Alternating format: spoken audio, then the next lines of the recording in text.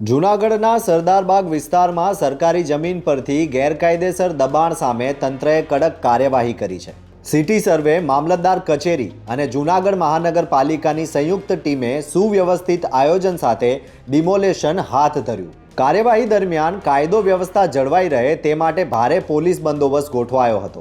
આ કામગીરીમાં અંદાજે 630 ચોરસ મીટર જેટલી સરકારી જમીન ખુલ્લી કરાઈ છે। આજ રોજ સરદારબાગ ખાતે આવેલા 16 જેટલા કાચા પાકા મકાનો દૂર કરવામાં આવ્યા હતા। અંદાજિત 630 ચોરસ મીટર જગ્યા જેની બજાર કિંમત 1,27 લાખ રૂપિયા જેટલી થાય છે। તમામ જમીન આજ રોજ ખુલ્લી કરવામાં આવશે। આ તમામ દબાણ ધારકોને અગાઉ નોટિસ આપી જાણ કરવામાં આવેલી હતી।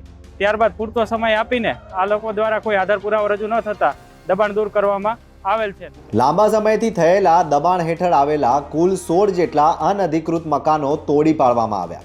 તંત્રના જણાવ્યા મુજબ આ જમીનની બજાર કિંમત અંદાજે 1,27 લાખ રૂપિયા થાય છે। કાર્યવાહીને લઈને વિસ્તારમાં મિશ્ર પ્રતિસાદ જોવા મળ્યો। કેટલાકે સ્વાગત કર્યું તો કેટલાકે પુનર્વસનની માંગ ઉઠાવી। તંત્રએ સ્પષ્ટ સંદેશો આપ્યો છે કે સરકારી જમીન પર અતિક્રમણ કોઈ પણ સંજોગોમાં સહન કરવામાં નહીં આવે।